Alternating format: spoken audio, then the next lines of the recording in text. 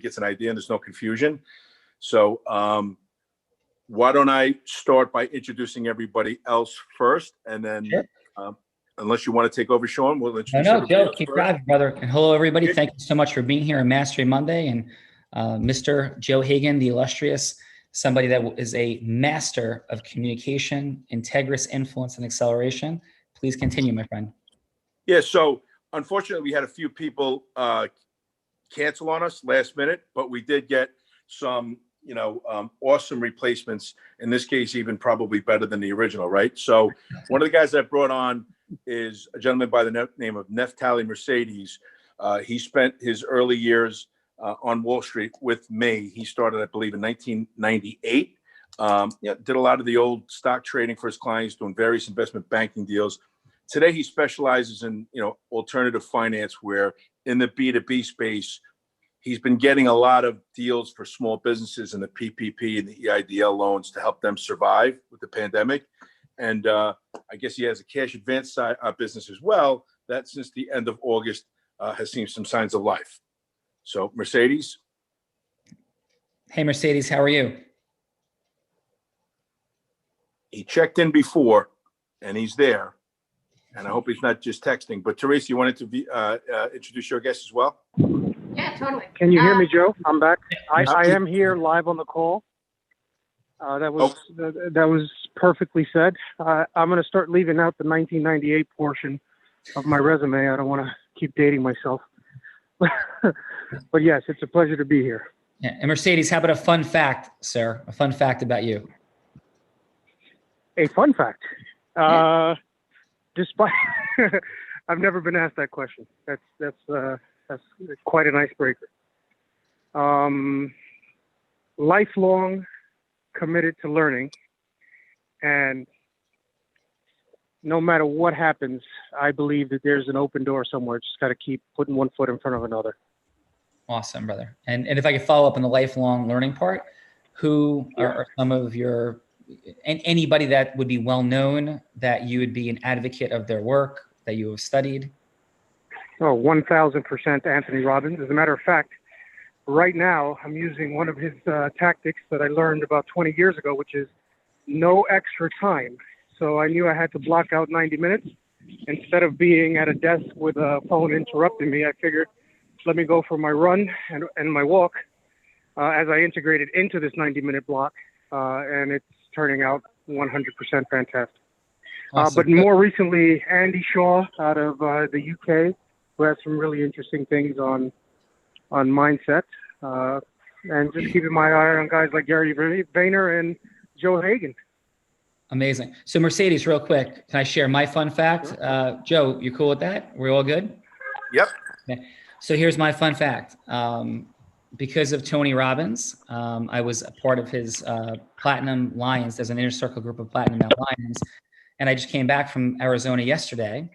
And so Tony had planes set up for us on Saturday to fly us to the Grand Canyon from Sedona. We got to the Grand Canyon, and I thought we're going to go, okay, we're going to go see the canyon and we'll hang out together, right? And there was 24 of us. And we walk in and it says, Joe, Mercedes, everybody, Teresa, we're at a skydiving, Grand Canyon skydiving. So I'd never been skydiving before. And 1 hour later, because of Tony Robbins creating this, we are jumping out of airplanes an hour later with view of the Grand Canyon. And I'm blind, by the way. That's the other fun fact. I'm legally blind, could see a little bit peripherally over the Grand Canyon, jumping out of an airplane. And Tony's had an extraordinary impact on my life. I had the privilege to be at his house for 3 days in March with this group as well. So Mercedes, we are kindred spirits, brother. Welcome. Pleasure to be here, guys. Awesome. So can I make an introduction? Please. Cool. I'm going to start with Ed Gallen. Ed Gallen, by the way, is a UPenn graduate who played defensive tackle. That's right. Who I know that might speak to some of you on this call. He is the regional director of lending at Provident Bank. Provident Bank has developed, he specializes in commercial and industrial lending. And they have developed a real specialty and niche for creative financing and solutions for their partners. So welcome, Ed. Thank you. Appreciate that. Hey, Ed, how about a fun fact, Ed? Sure. Fun fact, I am the first person in my family that graduated from college. No way. Amazing. Yes. And what year, if I am not asking too intimate a question, if I am, please tell me. No worries. What year did you graduate from Penn? 2001. Oh, okay, got it. So we missed each other. I was 92 from Columbia, and Penn tortured us. Doug Glanville, who eventually went to be a Major League Baseball All-Star, was at Penn at that time and Right. broke our heart my freshman year.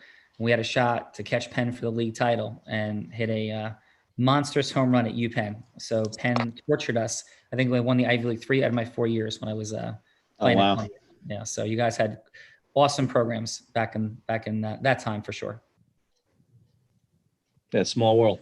Yeah, pleasure. Thank you. Played football at Franklin Field. All right. All right. So next, I'm going to introduce Joseph Tedesco. Joseph Tedesco comes to us as a South Plainfield, New Jersey boy who graduated with an MBA from Rider. He has worked and built an illustrious career in the concrete world. He works with, how do I pronounce it, Joe? Euclid? Euclid Chemical. It's a division of RPM International, who RPM also owns DAP and Rust-Oleum. Those are probably the two companies that you're all familiar with.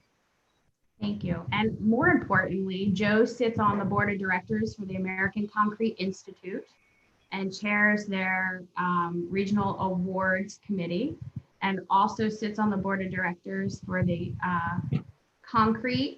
American Concrete Institute and the New Jersey Concrete Aggregate Association, right? Am I saying it right? Yes. Come on. You're close enough. You're good.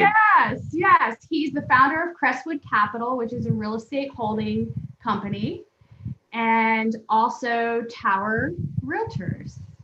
So welcome, Joe. Hey, Thank Joe. you. Pleasure. How about a fun fact, Joe?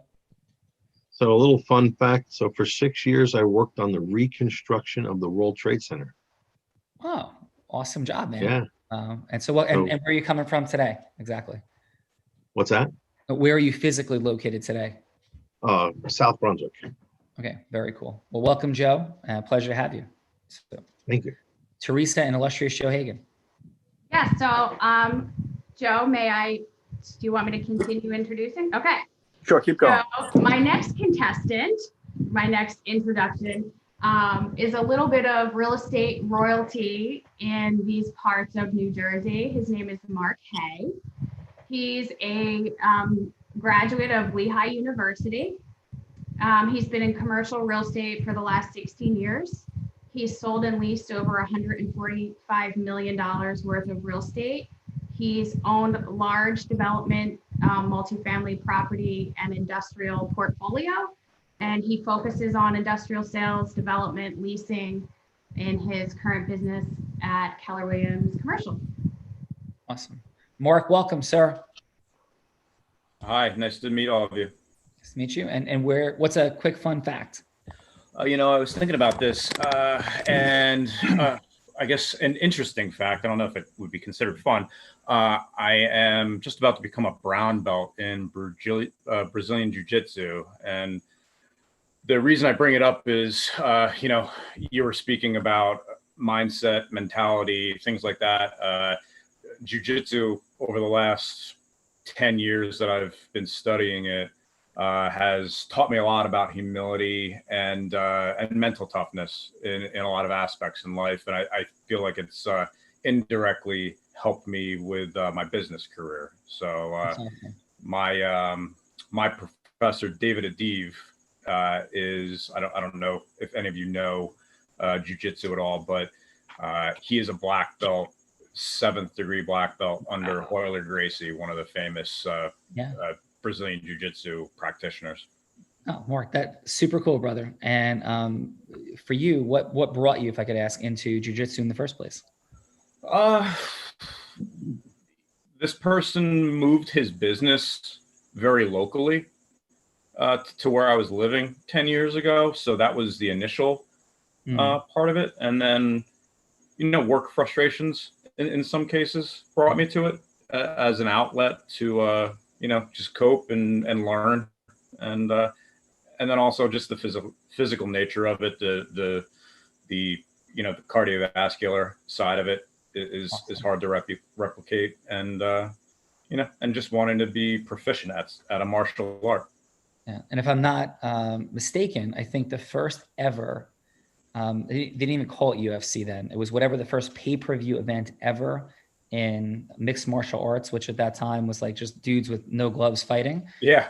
I think Gracie won that first ever tournament. I remember it's like, what is this? And there was karate guys, boxing guys, sumo wrestlers. And I think Gracie won it. And I think, from there, jiu-jitsu has been clearly recognized as the penultimate fighting form. So thanks for the share and welcome. Thanks. Yeah. And then Joe, do you want to introduce Ken Van Loo, or do you want me to? I do. I will. I had another guy that was going to be on, but he rescheduled. He has some kind of a closing with a bank in Florida, and I wanted Ken to meet him as well. He's the president of Michael Graves Architecture up there in Princeton. He's someone that I played college football with as well, but I'll have him on reschedule. But Ken is here. He is an internationally recognized real estate development authority. He has done New York City skyscrapers and is an expert in that, with expertise in every aspect of real estate investing, from concept to occupancy in both property and land. Ken is an author, an educator, an engineer, and one of Manhattan's most successful real estate experts. So Ken Van Loo, welcome. Ken, what's up, brother? How are you, Sean? Thank you so much, Joe. It's a real awesome to be here. I just love hearing all this, because I'm from Highland Park, New Jersey, and Brad, I remember when you went in the dealership business, you were competing against my family, my friends, the Jaskowski family in Highland Park. They used to have a couple of dealerships, but and I love all the football stories. I played in Franklin Field, and just great to be here. And Joe, believe it or not, I studied concrete for many years. I broke cylinders. That's a fun fact of mine. Wow. And worked for Shore De Palma, worked for Schimmel and Soar, if you remember Schimmel and Soar. I know Dr. Soar. Yeah. Yeah, absolutely. The original guys in concrete. And I studied under Dr. Nowie for years. But it's a real pleasure. I hope to bring value to the call. And Joe, thank you so much for inviting me today. It's awesome. No, you're definitely welcome. Thank you for being here. Thank all of you guys for being here. I know your time is valuable. So I think, Sean, we should kick this off. I think basically with Brad, I'll just finish up. Most people aren't that familiar with what's happened since the car dealership side, but he literally, like I said, is someone who, certainly at Penn State wasn't even drafted, and Parcells saw something in him. He basically, gave him a shot, and he anchored the left side for 11 years. And then made that car dealership #1 with some really, really funny radio ads. Like I said, he has, partnered, with Wealth Colony. He's bringing a lot of our alternative investments that are really, typically geared for institutions to a lot of people in his world as well. So I figured what we do is we'll have Brad just role play with Teresa, so everybody gets a quick taste of it. Yeah, sounds great. Brad, thanks so much for being here. So, hi, Sean. How are you? Yeah. I'm doing great, man. It's an honor and privilege to connect again. So yeah, please, Brad, take us in. Do I get my fun fact? Oh, please. Yes. Okay. So I have 3 brothers, and there is not one Benson brother that has feet smaller than a size 14. That is a super fun fact. And Brad, would it be okay if I asked you one quick question? Sure. Yeah. So not being drafted, right, coming out of Penn State, and when you were in camp, did you enter camp with the mindset of like, I don't know if I belong, or you entered with like, I'm going to show everybody here what's up and how insane they were not to draft me? Like where was your mindset like walking in? Well, I kind of was, I was drafted by the Patriots, not the correct Joe, but I was drafted by them, but I might as well not have been. I was drafted in the 8th round. Got it. Yeah. And to the New England Patriots, and they had drafted a second that year, offensive line, and they had a first sitting on the bench. And basically what they do in those later rounds is just draft the best athlete, they don't draft for need. Right. So your question is valid. And I got there and I thought I was going to show everybody that I did belong there. And they drafted me as a guard. But I remember the older linebackers saying, dude, what's wrong with you? You're trying to kill everybody. It's just practice, you know? And I'm like, you know, these are guys with 3 kids. They've been around. But I was trying to make the team. Yeah. And I was their last cut. But to give credence to what Joe said about not being drafted, I mean, I was teaching school in Altoona, Pennsylvania. Well, that's part of my story. So I'll get into that a little bit later. Yeah. Awesome. Well, thank you. So yeah, Brad. Thanks for sharing that. Yeah. Please take us in. Okay, Teresa. I'm ready. Okay, are we ready? I'm ready. Go rock and roll, Brad. Make it happen. Okay. Hello, may I speak to Teresa, please? This is she. Hey, Teresa, it's Brad Benson from Wealth Colony. My friend Bart Oates said to give you a call. He told me a lot about you. He's a tremendous judge of character. And he told me that you're a real estate dynamo. And if Bart says that, I believe him. And I just wanted to ask you, Teresa, how'd you get into the business? Well, first of all, Brad, thank you so much for the compliment. That means a lot coming from Bart. And, you know, I got into the business. I had to do something quickly to take care of myself and my family. And probably because my grandfather was a real estate broker out in California, it just sort of clicked for me that that was a path I could take. Interesting. Okay, great. Well, listen, I've been wanting to ask you this question. I'm very curious. How is business today? What's going on with the COVID, and how is business? To tell you the truth, if I may, business has been very busy. I have many clients coming out of New York City into the Hunterdon and Somerset area that have been looking for a change of pace and an alternative lifestyle. Well, I think that people couldn't choose a better realtor to deal with to come out to New Jersey, and especially if they want to come out to this beautiful western part, than to deal with you, Teresa, because I understand that you grew up here and that you've lived here your whole life. You have a lot of family in the area. You know what's happening. You've got your ear to the railroad track all the time, so you probably know when things are going to come up for sale before even other realtors do. So I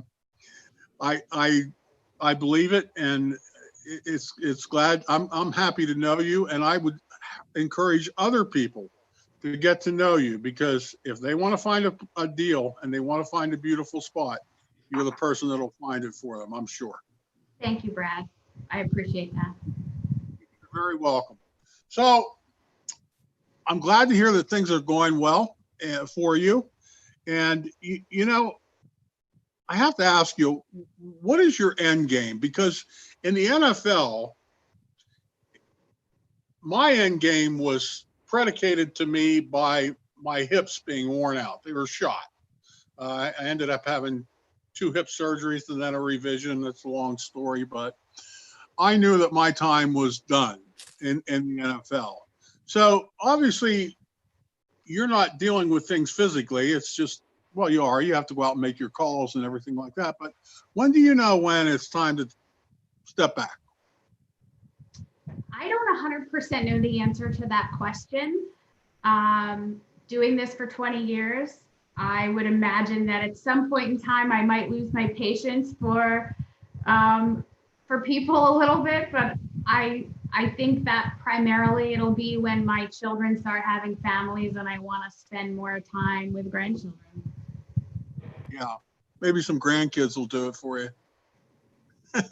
Yep, exactly. So- But not. I'm so not ready for that. I have plenty of time to worry about that. Well, I have some grandkids. So and they're wonderful. You get to say goodnight at the end of the day. So what's been really working for you? I mean, what's gotten you? I mean, gosh, I hear so much about you. What's been working? We got about a minute left. Okay, what I think works for me, Brad, is that I genuinely care about my clients' objectives, and I put their objectives first. They're not just a transaction for me. They're not a number. I put what they want ahead of, what my needs may be. Okay. Well, listen, it sounds like you don't quite have a plan yet, but is it okay if I tell you a little bit about myself, my situation, and a plan B, kind of? Absolutely. Okay, thank you. So here I was, I played in the NFL. I wasn't drafted to the Giants, but Bill Parcells saw a lot in me that other people didn't see, gave me opportunities. And let me tell you, there was no better emotional experience than carrying him off the 50-yard line at the end of Super Bowl 21. It was the first Super Bowl for me, first one for him, and obviously the first one for the Giants in the New York City area. So, well, the Jets had gone before. But anyway, it was the first one for the Giants. And I left football and I went to and bought a fledgling little car dealership, a Hyundai dealership. And I took that dealership to the #1 dealership in the country. And things are going along great, having a great time, pedal to the metal, selling a lot of cars, and I get sick. I end up with some cancer in my lungs. I'm great now. I'm a cancer survivor. And anyway, so I really didn't have the energy. And plus, Hyundai was going through some things right then, too. So I had to sell the dealership. And unfortunately, the guy that purchased the dealership, I had a contract. He was going to pay me out over time. He screwed up the operation. Without going into all the legalese, I didn't get paid more than 25% of what he owed me, and it really changed my retirement plans.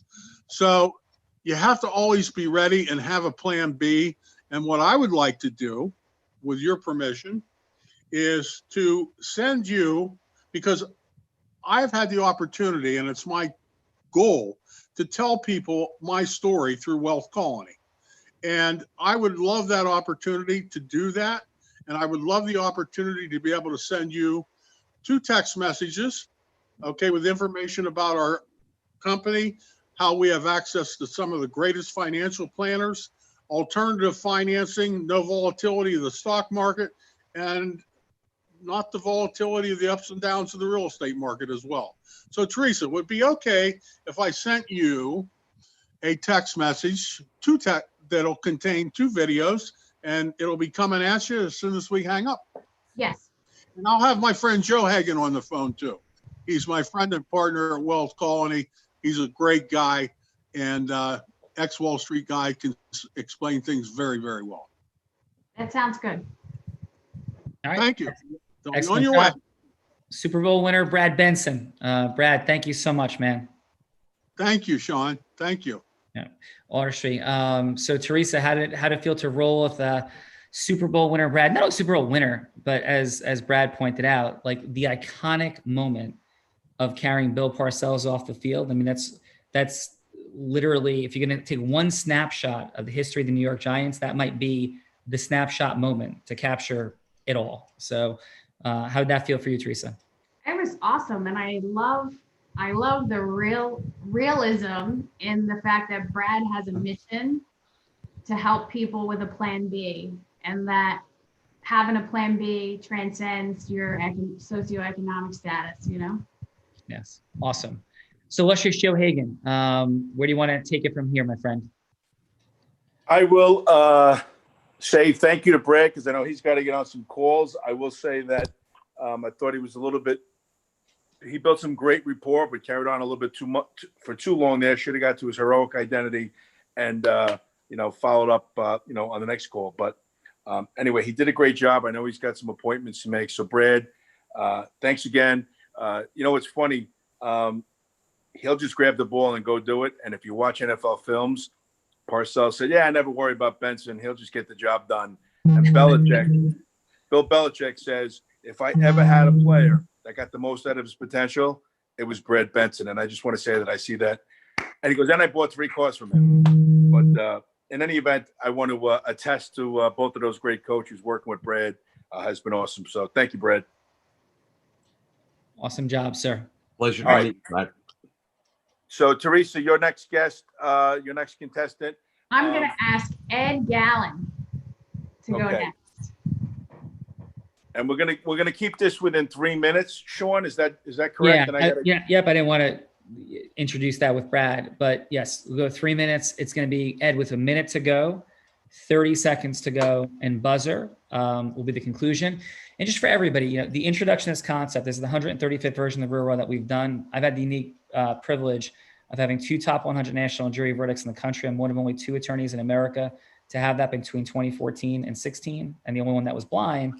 And in these cases, in sales that I've been privileged to do, from Tony Robbins stage and all sorts of other unique dynamics, the passion of Unblinded, of my life, of what we're doing here, is that there's micro distinctions and influence and knowing what to do with it that create extraordinary differentials. I was up against some of the top trial lawyers in the country, and the distinctions that they were working on were just not in heart-centered integrity. And when heart-centered integrous influence meets non-heart-centered integrous influence, there's no contest. And so we're talking about how to go from the transactional, not just to the relational, but to the aspirational, to the heart, to the soul. Like, what does that look like? And that may sound like cheesy and weird, but it's how people are motivated and inspired. And we have hundreds of examples we can discuss. If we have time, we don't. But in this micro distinction time we're spending together, the question is, like, who do you want Teresa to be? She could be yourself, or she could be somebody else, an ideal avatar for you, as I think you're aware. And so, Ed, who would you like Teresa to be? It could be, a owner operating company in New Jersey. They manufacture any particular widget, looking for financing. Cool. All right. So Teresa, you own a manufacturing company, and you're looking for financing, and just step in. Sound good, Teresa? Perfect. Yeah. With a minute to go, Ed, you'll hear the buzzer, 30 seconds to go, and then done. So 2 minutes, you'll hear your first buzzer, 2 minutes from now. So please, Ed, take us in. No, I appreciate it. Teresa, thanks so much for taking the time with me. I know your time is precious, and it's greatly appreciated that you're spending it with me. So just want to get started, tell you a little bit about myself, and a little bit about the bank. Name is Ed Gallen, been with the bank a little over 6 years. What I tell you, the bank itself has been around for over 180 years as the Provident Bank, which is pretty unique. If you look at the banking industry, it's all been consolidated time after time. Name changes, branch changes. We don't. We've been known as Provident Bank this entire time. We'll continue to be known as Provident Bank. Where we like to separate ourselves from other people is we're local lenders making local decisions. We operate relatively flat. Typically someone you're having a conversation with is a decision maker. So when you think about it from your perspective as someone operating in New Jersey, a manufacturer that's being bombarded by, competition internally, competition externally, when you're looking to buy a piece of property, buy a piece of equipment, you need someone to be able to step in, understand the market, understand your company, and have the authority to get it done. For us, that's how we operate. I have a lining authority of myself of $2 million. So if you have an opportunity looking to buy a piece of equipment, let's say a conveyor system, give me a call. We can step up. We can evaluate the opportunity and be there for you. For us, we're very much people persons. We understand that the industry itself has at times gotten a reputation which is less than favorable, but we know that we deal with people. Money just happens to be the medium that we operate in, but what we're looking for, and I'm assuming what you're looking for, is a relationship and not just a transaction. Yeah, absolutely. I want So- someone who's going to have my back. Good. So that being said, could you tell me a little bit about yourself, about your company? What are the intentions moving forward, say for the next 5 years? Myself and my husband have developed this widget that we think will change the world as you know it in the umbrella space. And we want to set up shop here in New Jersey or possibly Pennsylvania and mass produce the widget here versus overseas so that it's an American-made function, and sell it to all the umbrella companies throughout the United States. Great, that's fantastic. So what I would tell you is give it be New Jersey or Pennsylvania. I think there's some nice synergies between Provident and your company. We happen to be an institution stated in New Jersey, chartered in New Jersey, as well as Pennsylvania. So if you opt to be in either state, we can assist you. We've partnered up with some of the local entities, like, for example, the NJEDA, which can give you some assistance, given that your manufacturer, give you some opportunities to get reduced interest rates through bond issuance and things of that nature. So I think that that's pretty impressive. And if we can assist you in any way, we can do it in New Jersey or Pennsylvania. A minute left. So let me ask you, I'm really looking for someone to be a partner with us. I mean, I know necessarily that's not always what a lender does, but I do think that having the expertise on that side of things for us and our family, I think that's really what we're looking for. So tell me how you fit that space, Ed. Sure. So, we're always going to have industry expertise. What I will say is, though, a lot of the folks that we have on the street are going to be generalists. They want to be able to have those conversations. They want to be able to understand the industry. But at the end of the day, we build a team around that individual, someone who's going to have the industry expertise. They're going to be able to step in when they're not available. What's unique about us is that we'll have relationship managers and portfolio managers that are dedicated to that relationship 24 hours a day, 7 days a week. Most other institutions, you're going to have somebody sitting in another state, potentially another country, knows nothing about you, knows nothing about your business, and quite frankly, are just another name, another number that they have to call. 20 For us, seconds. at the end of the day, you can pick up the phone, give us a call at any time, and that's really where we feel like we separate ourselves. Awesome. Thank you. All right. Ed, excellent work, sir. How'd that feel for you, Ed? It's always interesting to do something like that in Zoom. I think you can't really read the person too well. I mean, you try your best, but give it my best shot. No, you did awesome. Joe, who do we have as our judges or assessors for today? So it'd be Ken Van Loo and myself. All right. And then if Tally role plays with me, Teresa could be a judge. Cool. All right. Awesome. So let's go, Ken. Ken, what do you have for 30 seconds of feedback for Ed? Yeah, wealth of information. My suggestion would be listen for a little bit more on and reliably deliver on the questions that she's asking. Possibly consider reversing the approach where you ask her what she's really looking for first, and then just take a deep breath, relax, and just explain the basics of lending and kind of match her energy. I believe that stuff like, New Jersey EDA and stuff like that may have went over her head, and she really didn't ask about those types of entities and things. But overall, it was fantastic as far as you being able to step up. The energy was good. I would just, slow it down, and, less is better. Yep. What'd you have for Thank you. score? Score? Yeah, I'd say like 8.5. Cool. And illustrious Joe Hagan, what do you got, brother? Yeah, that's what I agree with Ken about was maybe just reversing the order before he told them all about himself. And when he told them about himself, I thought he did a fantastic job of, basically being respectful of her time and acknowledging that, talking about the history of the bank, surviving consolidations, differentiation, everything, she would want to hear to do business with, local bank, people oriented, not transactional. All of that was great. I just would have loved to see that after he, talks to her and builds the rapport with her first a little bit, and then says, "Hey, can I tell you a little bit about how we are different?" Other than that, I thought it was awesome. Very informative, I should say. And, I'd give it a 9. Yeah, excellent. And I won't give extensive feedback. I'll just do a role play, a few magic tricks in a little bit. But Ed, just, you have such an impressive background out of Penn, playing football, that just brings some of you personally out. It creates that what we're seeking to create in every interaction we have with people, new and even existing, is congruent uniqueness, So it's like, whoa, who's that? And people become curious. Congruent uniqueness and curiosity, not just through our words, but through our energy transfer. We'll come back to more of that. But Teresa, Joe, who do we have next? Joe Tedesco.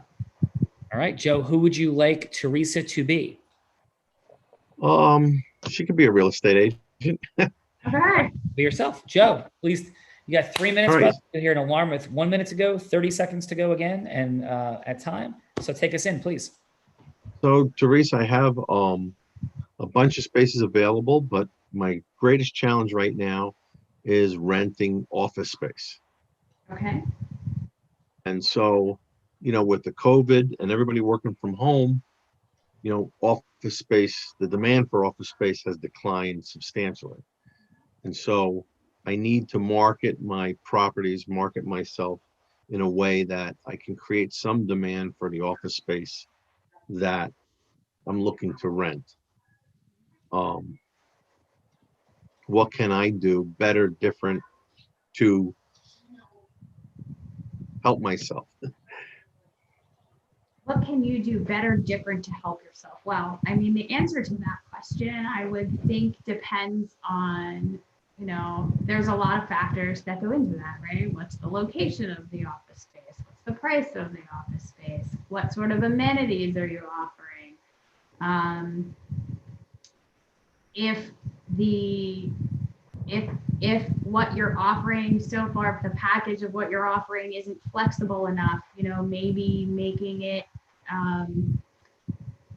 maybe making it easy for people to have a loss majeure clause, right? Where if the pandemic situation that we're in 2020 has everyone afraid, maybe you make it that they have an easier time getting out of the lease at a later date, which I know is not ideal for that, for any landlord, but is it better to do that than to have nobody? I'm not sure, So a month to month, maybe?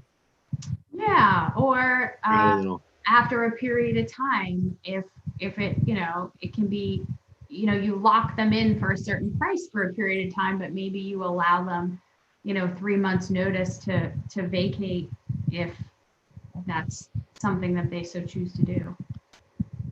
Because I think a lot of people right now are sort of like reevaluating, like I know for me, people are reevaluating living in the city. They want to move out to a different landscape. So I think a lot of people are reevaluating their wanting to have commercial space. And they're uncertain of what it's going to look like 6, 8, 10 months from now. So maybe if you cater to that a little bit, that would be helpful. So maybe, target people from the city? I think that's a great choice, right? Maybe they want to come out here. Maybe run an ad in the city. If somebody wants to move out to the suburbs, possibly, okay? Yeah, for So sure. we have a lot of nice properties. Mostly stuff that I bought that was distressed and we fixed it up, made it nicer.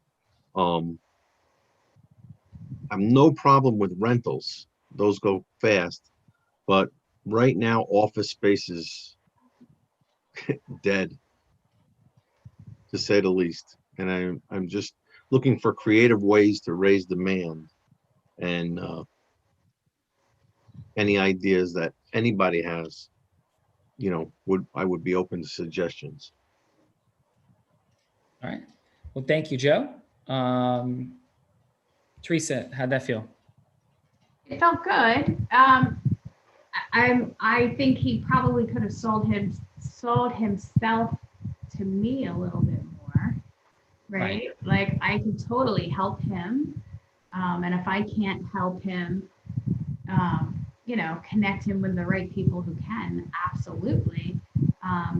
But I would have liked to hear a little bit more about why I want to work with him. Yeah. Why, yeah. what?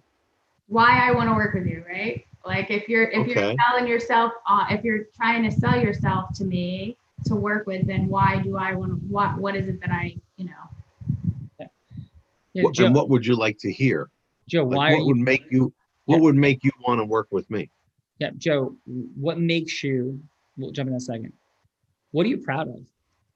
Like as just yourself, successful guy, like what are you the most proud of In business, in your life? I'm proud of everything. I'm happy with everything in my life. So no one thing stands out because I'm just happy with everything in my life. Okay. So What about your family, your kids? my kids are doing great. Everybody's good. And I'm good at every level. Okay. So What if, to say that I'm more proud of one thing than another is not. okay. So what is one thing that you are very proud of and happy about? And I have good kids, maybe. Okay. And They're both doing well. what makes you proud about your kids? What do you feel that you did to contribute to them doing well? I put them through school, raise them with good values. So, they're both doing well. And why did you raise them with good values? So that they could turn out the way they did. Yeah. But why did that matter to you? Well, I didn't want them on drugs or dead, or, in having problems. And so try to do the best I could for them. Awesome. And what did you want for them? What do you want for them? I want them to be independent and successful on their own, Yeah. Awesome. not dependent on. So, and we're not going to do a long treatment on this, but just a quick, like to step into this and we'll get some feedback from Joe and Ken. If you read the book, Contagious, right, as just one example, it talks about the fact that energy, the evocative energy, in our program, we talk about emotional energy, the transference. The evoking of energy is what creates influence. It creates movement, momentum. And so when we're thinking about how do we integrally evoke energy amongst people, believe it or not, one of the top energies that was discussed in studies cited in Contagious was the energy of awe. So like, how do you create awe in people? And one of the ways you create awe in people is by showing up uniquely, congruently, like opening their eyes and like, whoa, like who's that? Like what's happening? And so as we think about how we interact and present ourselves to people, it's not like, hey, I'm here and like, what's up? It's a level of congruent energy. And we talk about 4: fun, aspirational, like you're going somewhere. Like, yeah, so like, why? Like, where's this going? Right? Goddess, like heart-centeredness, and Zeus, like congruent, factual, decisive. This is what's happening. And those energies from one human to another are what drive, yes, at exponentially higher levels and make people like, well, who's that? And I want to do business with that person. So drop it in this. Illustrious Joe Hagan, what do you have? 30 seconds of feedback and a score for Joe. Yeah, so I would say that that was a real nice curveball. I've not seen that one on The Real Raw, where he was just seeking advice instead of trying to sell himself from hello to yes, and that's fine. I thought it was awesome that Teresa, in her goddess and aspirational energy, was just reaching for solutions for, Joe in that space. What I got out of it was that he is accomplished in a lot of areas of business, and maybe not really just needed the analytical part of his brain and not as much influence. But now he's in a situation where, he has corporate space that's dead, and he probably needs to learn a little bit of influence or ask Teresa, how can I get there? Like, this is what I got. This is what I got to offer, and in that space, I'd have to give him a 7.5 as far as a score, only because it really wasn't according, it really wasn't a hello to yes type question. It was more of, hey, I need some help. And Teresa went right in and started looking for some help, if that makes sense. Yeah. Awesome, Joe. Ken.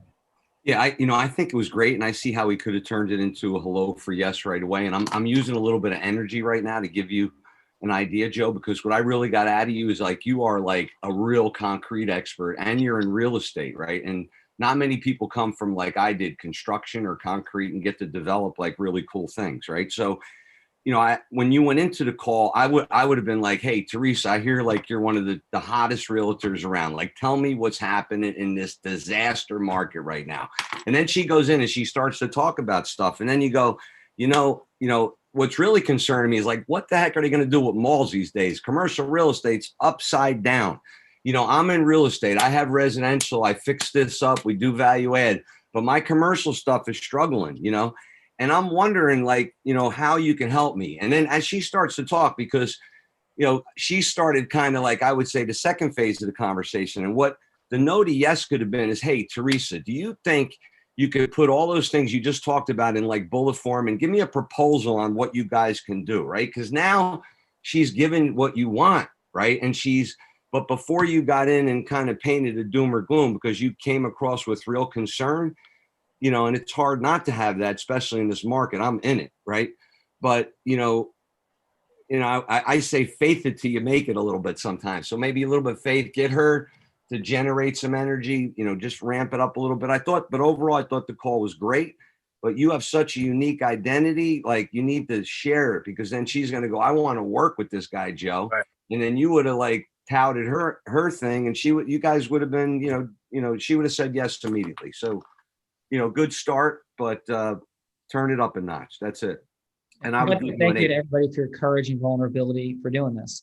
Yeah, and that's another thing. Your vulnerability with Sean's questions, that was tough for you, and that was a lot of courage. And thank you for sharing that. Yeah, thank you, Joe. Teresa. Awesome. Teresa, let me go to Neftali because I think he may have to get on the call. So, Nef, are you there?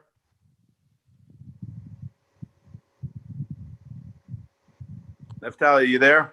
He's muted. I think he made it. I see it dropped off. Did it drop off? All right. He dropped off. He was walking and said to me that he had 90 minutes blocked, but he went off. So, Teresa, why don't we just go with your next guest? We'll roll right into Mark Hay. Okay. Hey, Teresa, you think you could handle being a farmer? Oh my God, I so want to be a farmer. Please. Mark and Teresa Farmer, take us in. Hey, Teresa, thanks for giving me a couple seconds. I know it's a random call. My name is Mark Hay, KW Commercial. I was driving by a property last week, did a little bit of research, and found out that your family, well-known farming family, owns the property. And I also saw that you were in on Lehigh Valley Live 2 months ago for selling 120 acres outside of Phillipsburg, New Jersey. And I wanted to ask you if you were willing to talk about the farm that you own along Route 78 for a few minutes. Yep. Okay. Well, I looked it up and I saw that you have 109 acres, and I took the liberty of looking into it a little bit further within the municipality, and I saw that it has ROM zoning. So are you familiar with what that zoning means? No. Okay, well, aside from manufacturing, it has a couple different potential uses: light industrial, heavier industrial, manufacturing, research. And where I'm going with this is, trying to understand a little bit. Do you have any heirs that you're looking to pass this farm onto, or where do you see yourself in 10 years? After you're 10 years looking around to potentially divest yourself of it? Well, I have a nephew, but I don't really see him as being able to take on the farming business. This, next generation doesn't really know how to work. And it's going to take a lot more than I think he's willing to put into it. Okay. Well, looking in this a little bit further, what I foresee potentially being a good outcome for your family could be to look into the potential disposition of the farmland, subject to approvals for industrial use. My specific take on this and support in this scenario would be to introduce a short list of qualified developers that KW works with that could run you through the process of potentially selling the property with entitlements obtained in 2 to 3 years, which is pretty much what it would take, on average in New Jersey to get approvals.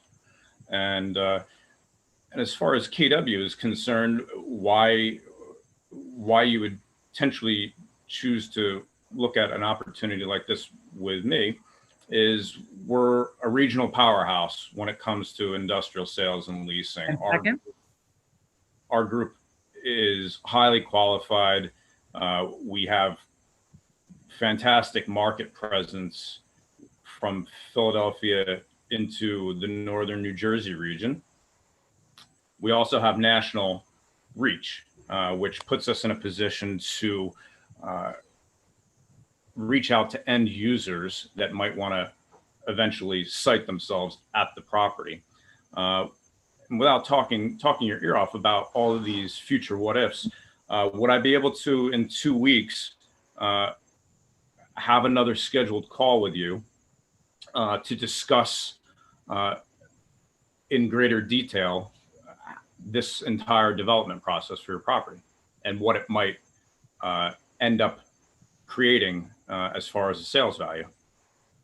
Yeah, as long as you can come tell me what kind of money we're talking about. Well, before I made this call, I looked into some of the sales comps for some of the other properties, undeveloped properties that have sold subject to approvals. And I'd be happy to take that appointment with you and review the range that everything is selling for per acre with industrial approvals. Sure. So I can call you in 2 weeks and you'll share your email address with me? Yeah, absolutely. I'll give you my email. And as long as you make it in the afternoon, I have to be out in the field during the first part of the day. I will follow up with some suggested times and we can pick one in 2 weeks. Thank you. All right. Mark, excellent. How'd that feel for you? It's been I haven't had to do too many of these quarantine and just the way the business kind of goes to me. I felt like I had to shake some cobwebs out a little bit, but I think I could have structured it a little bit better. I think I jumped around a little bit between talking about the company's capabilities and probably would warm it up a little bit differently if I had a second chance, just and not go right into, the, hey, would you like to sell your property routine? All right. Let's see. So excellent. Mark, Ken, what do you got?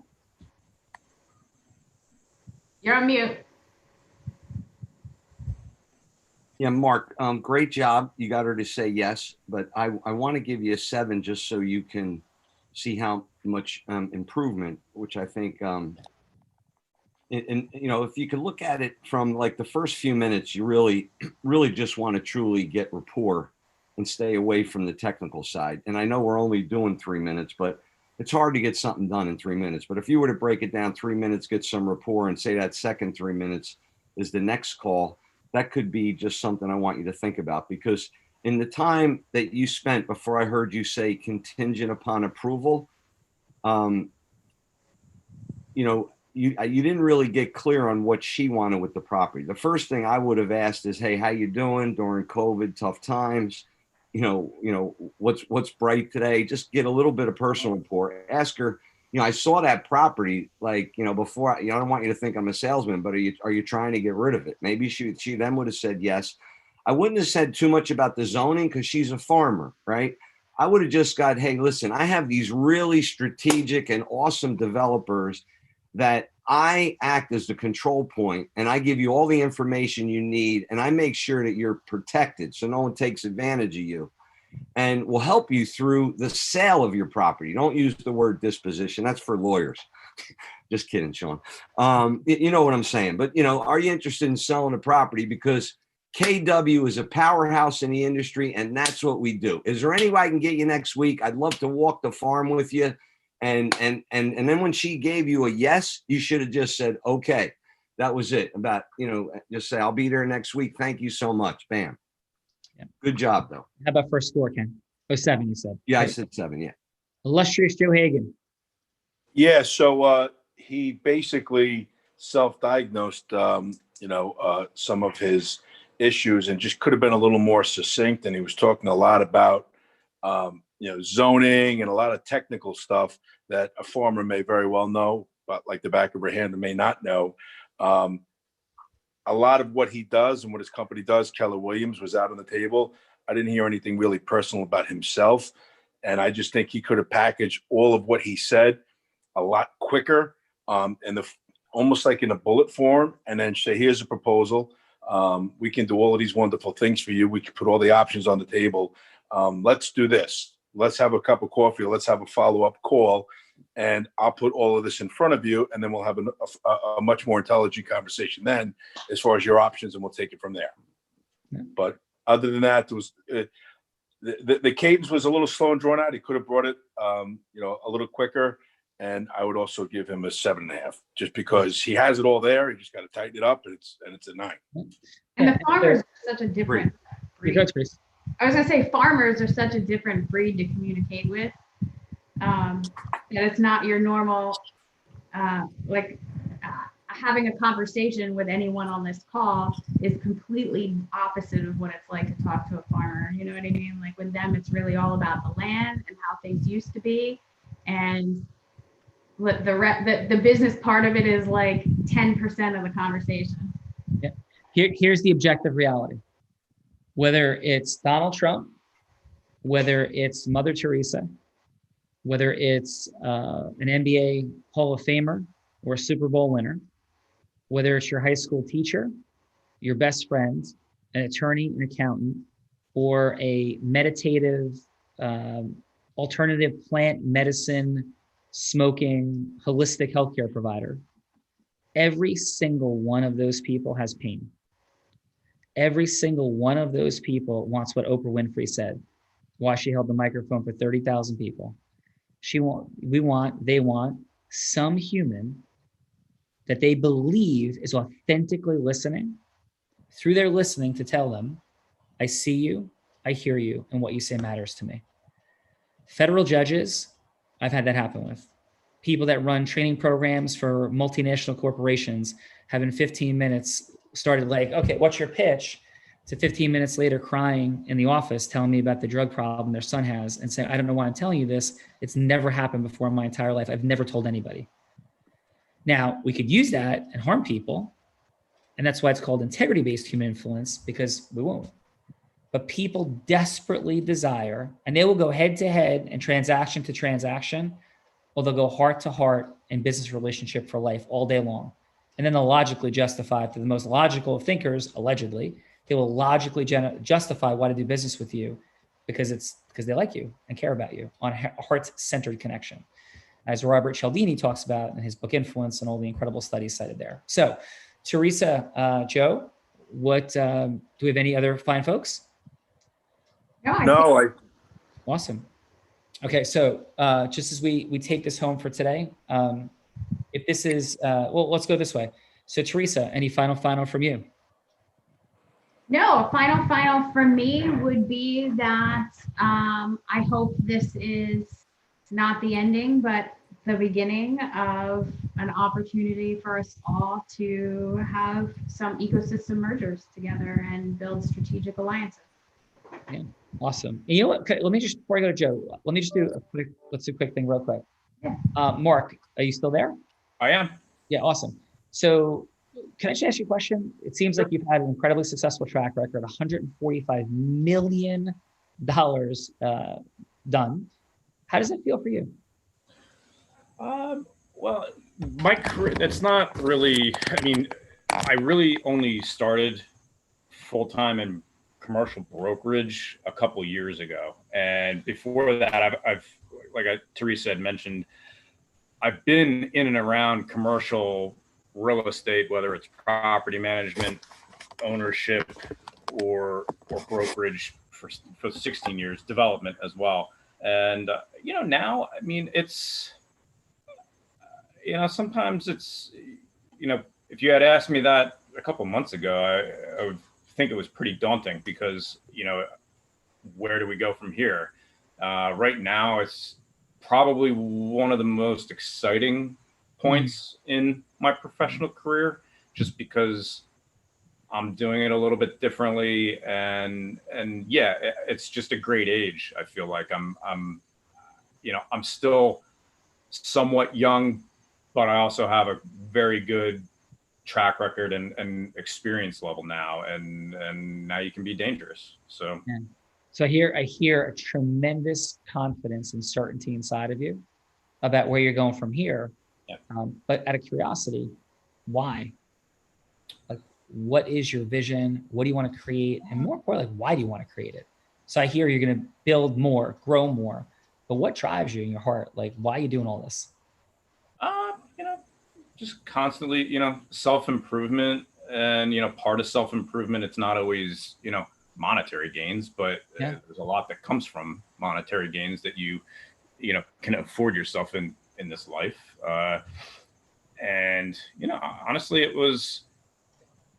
I look back on, maybe what the first 10 years of my career was, and I kind of view it as it was a job I had. I wasn't really building a company when I was self-employed the way it should have been done. So now it's kind of, not a second chance to do it right, because it's not the same, but I'm getting it done more or less on my own terms now, in a large part. So that's meaningful. And now, especially since I'm seeing results, and that's probably speaks to, if there's an air of confidence coming from it, that's probably where that comes from. Yeah. And is confidence a bad thing to have? No, not at all. It's great. Awesome. And so at the end of the day, like, you have the privilege to know it's 150 years from today, and you have the privilege to know it's your last day on earth.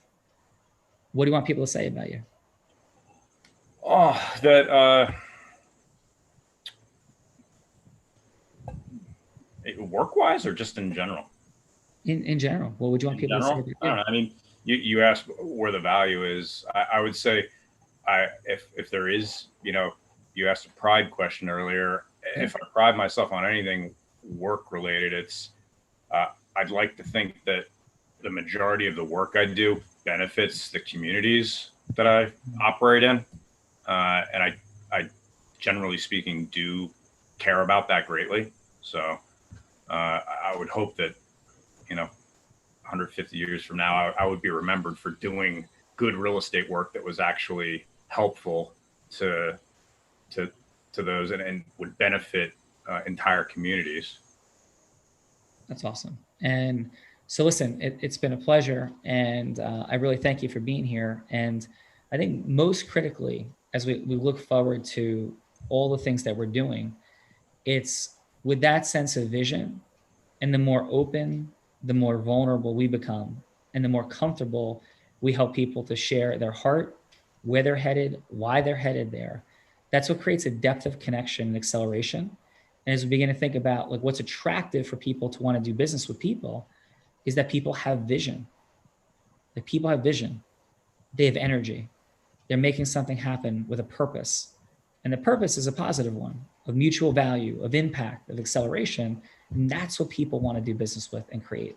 So thank you, brother, for being here today. And Joe Hagan, final. Yeah. So like I think I touched base on earlier, one of the reasons that kind of brought me into the unblinded world was one of my proteges who was highly successful on Wall Street. And getting into the unblinded world, he has gone from 8 to 25 to 150, probably on his way close to 250, 300 sales appointments a month. And that is for me the proof, the social proof of, you know, more money in less time with more magic. More magic has a lot to do with really acceleration that you talk about.